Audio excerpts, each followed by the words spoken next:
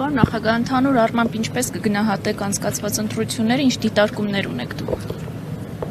Կարծում եմ, որ մեկի համար գաղտնիք չի, որ եւ նախընտրական փուլում եւ քվեարկության օրը տեղի ունեցել մասսայական խախտումներ եւ կարծում եմ, որ եթե մենք օրինակ 17 թվականին անցկացնեինք այսպիսի ընտրություններ, ապա եվրոպական դիտորդները անպայման կֆիքսեին հետեւյալ նախադասությունը, որ եւ նախընտրական փուլում եւ քվեարկության օրը ընտրություններն անցել են համատարած խախտումներով, բայց ես չեմ ակնկալում, որ հիմա այդ դիտորդները այդպիսի արձանագրում կանեն, հասկանալի պատճառներով չէ, որովհետեւ այդ նախընտրական փուլում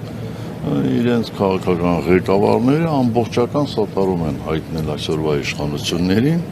եւ կարծում եմ դա այդ մարդկանց կաշկանդի։ Ամեն դեպքում արձանագրումներ արվել են, նշվել են նաև վարչական ռեսուրսի օգտագործման դեպքեր։ Այդ մի բան է, երբ որ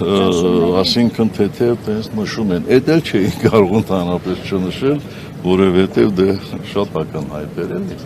Իմ ասած ձևակերպումը դա այն ձևակերպումն է, որ ընդհանրապես դիտորդները տալիս են վատ ընտրությունների։ Իսկ վերահաշվարկը առհասարակ ինչ-որ իրավիճակ կարող է փոխել։ Այո, ես վստահ եմ, որ վերահաշվարկի արդյունքում Բարգավաճ Հայաստանը կստանա մանդատներ, իսկ եթե չէ, ապա անհասկանալի կլինի։